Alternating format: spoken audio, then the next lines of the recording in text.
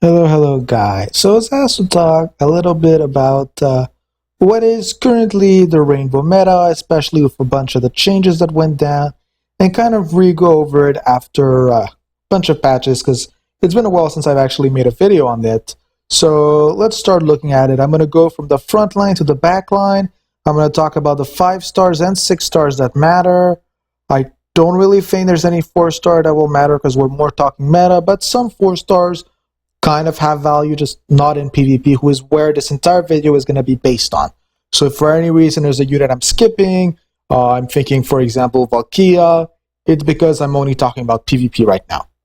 So first of all, when we look at the front line, we also need to think at what are the current best opposing goalkeepers. And there's honestly 3 goalkeepers you're going to find. That's going to be Glade. If well built, she can be cancerous as hell. There's Isilla, because, well, let's be honest, she's my waifu, and, well, if well built, she kind of broken. And then we have Presti. I'm not even counting Jenin, because I can't remember the last time I've seen one. I mean, I think I find more Ks than I find him. That's kind of sad, because K, well, I mean, well built, he can be decent too, but those are the 3 meta you're going to find. So when you're looking at that, that basically means you got to think of a way to counter Thunder. You got to think of a way to counter Light. Light is not that big a deal because Usilla is not that good at resistance anyway. And you got to find a way to counter Dark. So this is why a lot of people have actually tried to switch the element of their striker. And surprisingly, as always, Dark is elementally the most advantageous because it's not going to be blocked by any form of resistance by those strikers. So surprisingly, the best one to counter the meta would actually be Lucid in the 5-star section, only the 5-star section. She's somewhere around here. I'm not even finding her. I sense one of my friends is not going to be happy that I don't know what she looks like. Oh yeah, right here.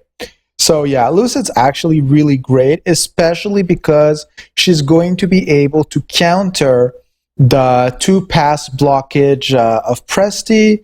And if I were to say the second best striker, in my opinion, that would of course be Shanti. There's an honorable mention for Char, but Char gets shut down by Presti, so I'm not going to be advising her as much. So in the 5-star range, I would say those 2 are pretty damn good. Of course, you can also go Vitos. If well built for Pen, he can also be a damn good striker. The idea, once again, is to try to play on the fact that you don't want to be elementally blocked. Because the minute they do that, especially with Glade, for example, I'm Light. That means I think I do around 20% damage just from elemental resistance, because she even buffs that too. So it becomes very problematic. And Presti is just Presti, evil, heals, just hate her. Again, I run Vanchi, so that's normal. So when we're looking at the 5-star strikers, those are the ones we want to look at. If we're looking at the legendaries, honestly, they're all pretty damn good. Vanchi gets hard countered by Presti. William has issues with Presti. Leventor doesn't really give a shit because Jin's dead, so, well, no one really blocks him. It is true that he can have issues, and as a friend of mine was showing, Vitos can sadly outdamage him. He does need a buff in his kit. I mean, the only thing he's really good at currently is beating on Monolight, who is, okay, I mean, he should be able to do that, just better than that. So, if I were to say, honestly, striker order, William and Vonchi are tied, Leventor's at the end, and Vitos, Lucid, Shanti, those are what you should really look for. Those are the ones in PvP who are going to be able to perform the best, especially in the new coming meta. Now, if we go on the second stage, passers. What are the best passers? So, in terms of raw pass effects, it's honestly just, we're going to admit, Nazarel. Other than Balteon, she has the highest pass effect. Some people even compare it to Balteon if well built. So we can agree she has the highest pass effect, who's good for some great ass damage. Now for this, depending on your striker, you're going to actually change them. Some have some better line buffs, some have some better skills. This is more something you're going to do to just be sure your striker is able to crit, that he's able to maximize his kit value. I'm going to say some really good ones are, of course, going to be Shura, just because I think she's around 80% critical rate advantage. In the Wormwind section, we also have, where is she hidden? We have Evelyn, who's also pretty damn good. In the Thunder, we have Carapilla. All of those are good. I would just say, once again, depending on your striker and what you're running, you should decide which one's the best. Sadly, in Light, there isn't really that great of an option for a pass effect. The only good one being Scylla kind of got nerfed to the ground, so yeah. So passer-wise, that's kind of what you're going to look at, because one, you want high pass effect, and you want them to complement the striker skill. So all of those are going to have some sort of line buff, critical damage, critical rate, and this is something that is going to be very important, because depending on the striker, he's going to be lacking something. For example, Elusa does require a decent pass effect, but if you're able to give her some critical damage, it's going to be much more powerful than, for example, giving it to a Vanchi, who can get up to 300, 400 from his passives and maybe 1 or 2 stones. So you got to look around what is actually going to hire the highest value. There's, of course, a damage calculator. It's on the forums. The link has been posted 1,000 times. Worst case, I can even give you guys the link again if you need in the description. So that's pretty much how you're going to look at it. And then you're going to have either a second passer. So again, look at that list. But if you're running 2 passers, ideally, get 2 passers that have line buffs, ideally even pass line buffs, because they're going to be able to complement each other, who's going to be, once again, very powerful. And, well, we never complain when passers are strong. And this is especially strong, once again, when you're facing the Presti, because she paralyzes a striker. So you might even want to throw in, switch your front to have 2 passers when you're facing her.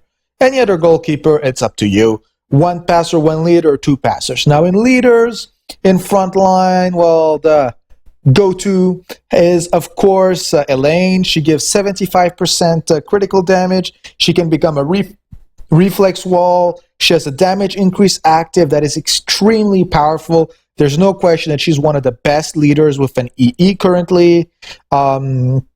In the Wormwind, there's Ernesto. I wouldn't advise them. In the Thunder, they added this thing, Chrono. I feel bad for them, honestly. Light doesn't really have the greatest stuff either. I'm going to say the backup, of course, would be Shura. She kind of cool because she also gives penetration as a line buff. Who, if the strikers already has some base penetration, it can go pretty high without wasting stone slots and without wasting other buffs. Plus, she has damage increase, a bit of crit, but she doesn't have her EE yet, so at the EE, she might get even more broken. A very good idea why you would use Armel over Elaine is you put Armel on the left side, and like this, you're forcing him to penetrate through your passer and hit your Metatron. So it's pretty much an idea you can go for. She's kind of very tanky because she gets DR and she heals when being attacked, also when attacking, so we're never complaining about that. A bit slow, again, as I said, she doesn't have her E, so how much you multiply her speed kind of just caps out pretty damn fast. So between the two is the main idea of what you're going to try to do. Now, if we're going to look at midline, this is going to be very cut and bold. What I mean by that is if you don't look at legendaries and you're not running something that's mono or dual, again, I'm talking more on the rainbow aspect. As always, you're looking for either the highest amount of reflex or just a pure counterattack resistant line with high damage output. Now, the advantage of the counterattack line is it has, I think, 5% chance of being reflex, or something ridiculously low like that if they're correctly built. Plus, they can just Shrek anything on the opposing team that's blocking them and not be playing this dumb game of, oh, wait, you got a 1% sub reflex, damn it, I can't reflex you and blah, blah, blah. So, if we're playing the reflex game, Victoria is very powerful. 50% reflex line buff, the strongest line buff in game. The only thing that measures up to it is Beth on free stacks, who's really hard to stack currently, so just bad. If we're looking for center mid, I would say, well, the best one is Metatron, no questions asked in the legend category, but secondary, I would actually say, especially after the healer nerf, I would say it's Celestia, because being able to burn the enemy team spirit just by being penetrated, lower their life, lower an action bar, is extremely powerful. I've personally started running Metatron and Celestia in the same team, and I can tell you there is a lot of value coming out of her, even if she's not even moving. She does move very fast, so there's not an actual issue there, but those two legends are great as center mid. If not, I would say Lin Mei, Sammy, And actually, nowadays, we can even go and say Limbo, who's right here. Her kit got changed, and she's now pretty damn viable as a center mid. Thunder doesn't have that great of a center mid. That's why they usually stick Bell. And Ardor don't use center mids. They just, like, they use Leah. Not a good idea. Leah, I keep forgetting her name. It's not important. No one uses her for that. So that's usually the center mid. And on the sides, as I said, you're usually going to try her for a Victoria. She's part of the meta. Her reflex line buff is the strongest in game. If you're not running her, some other really noteworthy units would be Vivid Fear, because Victoria revives. Vivid Fear heals on damage line. Also has a reflex buff and a reflex debuff, meaning when the backline penetrates, it's going to help the backline penetrate further. There's a bunch of pretty good Thunder units. The thing is, they work much better in Mono Thunder. So as I'm looking at this more from a Rainbow aspect, I'm not going to be advising them. In the light category, there's not that many great things. I'm going to say Dale can actually be pretty good with his debuff and the fact that he can penetrate really, really damn good. So if we're looking at the Reflex Ward, those are some noteworthy, and then you enter the realm of Legends. This is where Legends start being important. You can throw a Shaw, you can throw a Duke, you can throw a Curl, you can throw a Choi, you can throw a Bell, you can throw a Beth, throw Celestia. Actually, I've even seen some Jins because he has 50%, 30% reflex debuff. I mean, I forgot this guy, Felix. There's Jiho center mid strat because you're trying to force the use of a 30% speed debuff because it's a team debuff. Metatron is obvious. Some weird people use Duran. I'm not personally seeing it. Some people even use Io. So basically, over half the Legends can be used as center mid. Now, we're not really going to be questioning that. You can look at each skill, center mid and sides of mid. I'm going to say just the most noteworthy on the side is honestly Duke. Center mid, it's tied between Metatron and Ceresin depending on how you're running them. Felix is pretty nice, but it requires him being critical damage. So there's a whole speech on should you want to get critical damage, should you not. There's a lot of units you can't run because of it, so it becomes kind of a mess, of course. In Mono Thunder, you have no issue, just stick him there, of course. On the sides, I don't advise Beth currently. Hopefully she'll get buffed. Bell is also pretty damn good. Shu can be you running backline, midline. It's up to you. Even Curl doesn't care that much, but it's not part of the reflex meta. Then the second meta you can actually run is run a center mid passer with very high survival and a decent steal value. So the passers you're going to think of right now for that are going to be Nera, just let's call her Nera like we all call her. And ironically, White Guardian. And in the worst case, you can even go down and say Jibra. The idea is very simple. You have a passer in center mid, and she's going to pass two attackers on either side. Both attackers are going to be built with counter-attack resistance, and they're going to be able to just penetrate through whatever's blocking them, ideally passing to a fast front. The penetrators, of course, are going to be able to count Curl, Shu, Duke, and you can go back here. I mean, again, Victoria was technically a penetrator, but you can also go for penetrators with some higher utility value. A great idea is always going to be Malcolm on that aspect because he's able to just burn down the spirit. I think it's 0.8 bars of spirit he burns. I mean, he has super play on top of it. He could burn 1.6 bar. You know how much that is? That's more than you start with. Okay, that's very powerful, especially with the healer nerf. That can be a great advantage on your side. And because you've weakened their midline so much, they're going to be too chicken to try to penetrate you. So as long as you got enough self-regain in midline, and again, healers are gone, so really low chance you're going to have an issue right there. Just penetrate your way through, steal, and go back. Now, the one thing you do need to know is when they penetrate from backline to frontline, you're not going to be able to reflex block them. That's why, as I said, the center mid is ideally a very strong passer. Nizarel can have, I think, 2.6k steal, who's ridiculously powerful. White Guardian's 100% pennant damage resistance. She just doesn't care that much. The only thing that can counter is some extremely powerful penetrator users like Curl, if well built. And there's a bunch of rules on how she would be beaten, but it's kind of really hard if well built. So that's kind of a second alternate way you can build the midline, but it really is going to depend on your team, what you're trying to run. And again, this is for some speed fronts, Curl fronts, teams with Armel, Vonchi, Balteon, something just really fast where you just want to get the ball in, try to shoot once or twice, keep stacking, shoot, they pass to midline, you steal again. Nazarel steals, does an active pass to the striker, and GG. That's kind of the idea you're going to be going for. This is very popular in the mono Wormwind kind of deals. Now, if you're going to look in the back line, there are a few things you can look for. There's penetration resistance, damage resistance, critical resistance, and max life increase. Now, all four of those are pretty damn good, but the thing is, you need to know you want to specialize at least in two of them and not try to do all four, because especially some of them, unless you go above a certain value, they're pretty much pointless. And what I'm thinking of right there is critical resistance and penetration resistance. Also note that critical damage resistance has been added to the game. I personally go there because I just don't care about critical rate. There's a few things that can block, and it's actually very powerful because it's going to be blocking a type of damage, and it's kind of like DR in a way. If you do it on someone with low critical damage combined with your DR and heals, it can be very powerful. So the first thing is you're going to want some life.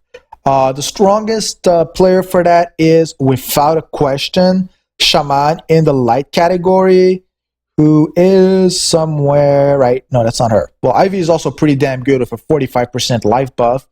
And Shaman's right here at 50%. Combined, they can be extremely powerful. The idea here, again, is to give yourself the maximum amount of life, especially for self-healing goalkeepers. It's pretty damn good because the more life you have, the more you heal when being shot at. Plus, it can never really hurt to have a high amount of life. It's kind of principled. Then you have damage reduction, who's as obvious as it sounds. It blocks damage. Now, there's a lot of things that can destroy that. There's the fact of opponent players having penetration. They can have damage increase. There's a few special weird actives that can also mess with it too. There's a few bugs that also affect it. So it is good, but either you go like full in on it, or you don't just do it half-assed. You got at least have 70% for it to mean anything to the opposing team, because if they have, especially now we're in a penetration meta, it could go all the way. If you have less than 70, it's under 35%, and they have the damage increase, it could go down to 20%. Why have you stacked all this stuff? And the decreased damage, you're always going to go at the elemental rest totem of your goalkeeper, so I can't tell you which one is going to be. If you're light, you're going to go Cheetos. If you're running Rainbow, though, just go Magnus. It's kind of obvious and broken that he's Rainbow in that aspect. So you're going to pretty much be able to run that. Then you're going to look at the critical resistance. This is something Wormwind's the best at, especially if you decide to throw a Shanti, you decide to throw an Ire, who's the goalkeeper who got her kit change. So don't read what was said of her before, and I know I've trashed on her. Everyone's trashed on her. Even the mono Wormwinds people have trashed really hard on her, and they weren't wrong, to be honest. Her kid was a gamble, as she's right here. For the critical resistance, honestly, combining Wormwind and Dark players, we're talking about Celestia, we're talking about Alice, we're talking about Silk. Right there, you can have already over 100% critical resistance. And that's not even looking at your goalkeeper's kit. So that's kind of how you're going to go critical resistance. Then there's critical damage resistance. That's if you don't believe in critical rates. You just tell yourself, they're always going to crit me. I'm tired of seeing 400 critical rate strikers. That's more endgame thing you're going to see, but I personally gave up. My Scylla will never go to the value that it actually matters, so instead I block critical damage. Now, it is directly minus to the critical damage of the striker, so if they have 200% and you have 50% critical damage resistance, they have 150% critical damage. So you know you have direct value, and the lower the critical damage rate of the opponent, the more powerful it's actually going to be. So there's a very few units who can actually affect it. Some are bad, some are good. Again, I'm going to remind you people, we talked about our good old friend Shaman right here, just saying kind of broken. She's got an active at E, it should be around 50%. That's pretty much your base critical damage. Unless you have critical damage buffing stones, you don't do anything new when you crit. Beautiful for PvE, by the way. I love using that. On top of it, there's other units such as Duran, aka the backline totem of death. Well, death, just you can never kill people and you rage, but he's there. We've seen him. There's a few other units, some less noteworthy. I think even Robin, the Wormwind goalkeeper, who's pretty bad, has a resistance built in his kit. Just look around to your units. There's also the light unique who can do it. You can reroll and stick it in. I think I've built a decent amount of my Scylla. I think last time I checked that was around 80%. it can be a bit hard to stack, but 80% is still pretty damn good. So that's kind of one of the other ways to look at it. Again, just look at the buffs and really try to max out on two of them. I would advise Life or DR to be at least part of one of the twos you max out on, because both are key. Because just being critical resistant is just critical resistant and critical damage resistant also should not be both combined. But you got to try go to things that can work together. Now, a good old trick you can always try to do to really make people rage, and yes, I'm talking out of experience and the fact that I personally pulled it off. Look at your backline defenders, especially the ones in the center.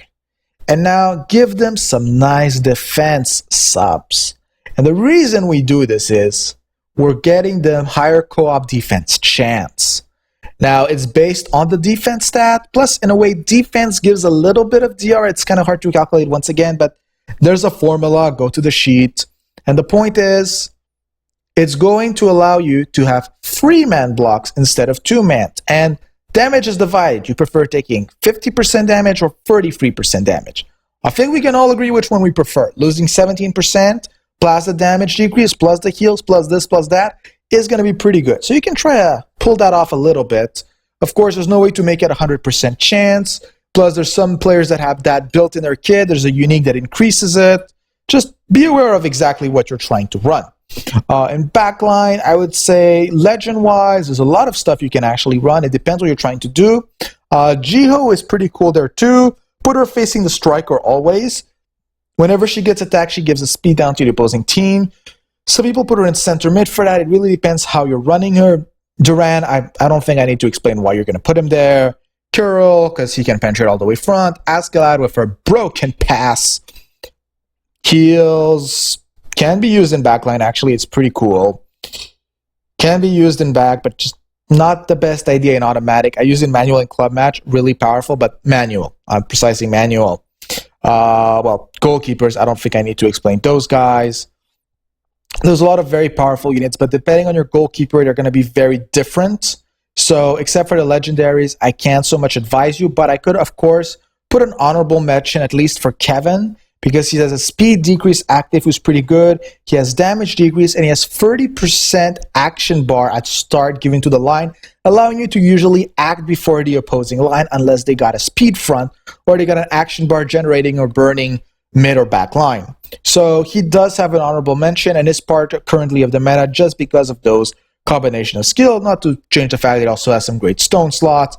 And it's overall a pretty damn good backliner, so he's kind of part of the meta with our good old Magnus. I hope this kind of gives you guys an idea on how and what you're supposed to look at. Now, the dreaded question of the healers, because we know they got nerfed hard. Which ones are still worth using? Now, I'm going to tell you honestly, Virgil Spirit Gen is a joke. I mean, I'm light and I don't want to run him anymore. If you really want some Spirit Gen, you really want a healer, the only really great one that's left is actually in Ardor. It's Gelf, who's somewhere right here. He has super play and he can heal in PvP 7.5% every time he acts. So super play 15%. Pretty damn good knowing that the active healer heals 15%. So 2 plays the equivalent of an active, plus you give him 2 Ardor Dribble Stones, he's going to be generating more spirit than Virgil. That's wrong. That's really wrong. Especially since Virgil's spirit thing got nerfed 2 times. In the other elements, Freya's good, but isn't really used in backline. Don't even look at Avnor. Don't do that to yourself. It's going to make you cry. And Ivy is more in monolight or critical resistance back, which doesn't really generate spirit. So with her active being so weak, I wouldn't really advise her that much. I would honestly just advise going Silk instead. Who's again sad because healers are dead, and I know everyone's especially sad about the Mio E being nerfed to the ground the day it got added. It looks good on paper, but the active's so weak that it doesn't matter anymore. So it makes you feel bad for the Mono Whirlwind people. So yeah, you won't be finding healers anymore, but if you got to use one, just use Gelf. Don't look at the other ones. So I hope this helps you guys understand the basics of the meta and how and why we're choosing certain units. Again, if you're going mono something, it will affect who you choose and why you choose them. But this should give you guys a pretty good idea. Have a good day.